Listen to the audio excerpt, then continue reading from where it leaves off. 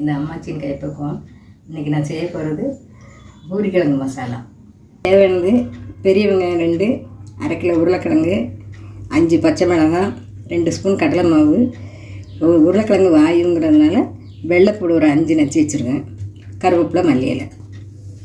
இப்போ கிழங்கு செய்ய ஆரம்பிக்கணும். சட்டியை காய வச்சு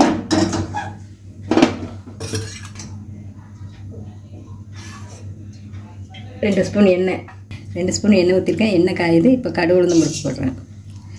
போட்டு கடுகு வெடித்த உடனே வெங்காயத்தை போட்டு வதக்கணும். இப்போ கடுகு வெடிச்சிட்டு இப்போ வெங்காயம் போட்டு வதக்கணும்.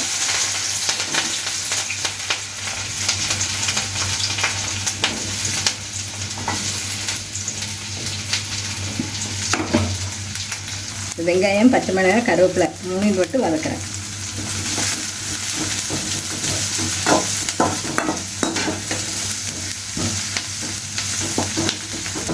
வெங்காயம் இப்போ கண்ணாடி கணக்காக வந்துட்டு இப்போ பூண்டு பேஸ்ட்டு போட்டு வதக்கணும்.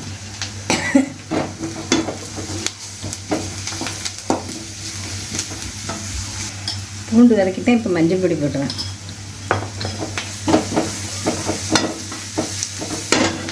அது கூட கொஞ்சம் தூள் உப்பு போட்டு வதக்கணும். உருளைக்கிழங்குக்கு உப்பு அவ்வளோ ஆகாது, கொஞ்சம் லைட்டாகவே போட்டுக்கிடுங்க.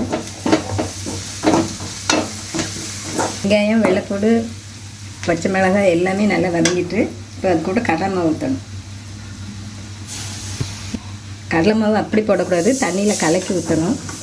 அது கொஞ்சம் கொதித்ததுக்கப்புறம் தான் நம்ம கிழங்கு போடணும். ஏன்னா பச்சை வாடை அடிக்கும் கடைசியில் கடலை மாவு ஊற்றணும். இது கொதித்ததுக்கப்புறமா கிழங்கு போட்டு கிண்டி இறக்கிடணும். கொஞ்சம் தண்ணி கூடுதலாகவே விட்டு கொதிக்க விடுங்க, இல்லைன்னா பச்சை வாடை வரும். இப்போ ஒரு கொதி வந்துட்டு இப்போ பச்சை வாடையும் போயிட்டு கடலை மாவில் உள்ள பச்சை வாடை. இனிமேல் கிழங்கு போட்டு கிண்டி இறக்க வேண்டியது.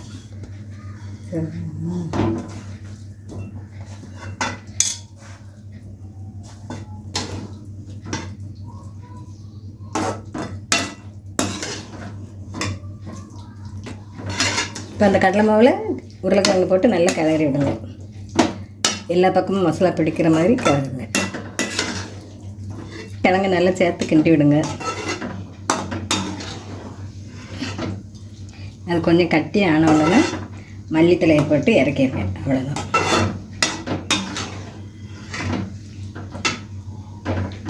மசாலா எல்லாம் நல்லா ஒன்று போல் சேர்த்து கிண்டியாச்சு. உருளைக்கிழங்கு பூரி மசாலா ரெடி.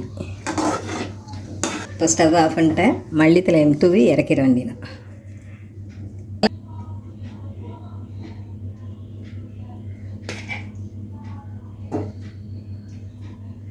இப்போ பூரிக்கிழங்கு மசாலா ரெடி. இது ஈஸியாகவும் செஞ்சிடலாம், ரொம்ப நேரம் ஆகாது. இதை நீங்களும் உங்கள் வீட்டில் பண்ணி பாருங்கள், நல்லாயிருக்கும். இந்த வீடியோ உங்களுக்கு பிடிச்சிருந்தா அம்மாச்சியின் கைப்பக்குவத்துக்கு சப்ஸ்கிரைப் பண்ணுங்கள். நன்றி, வணக்கம்.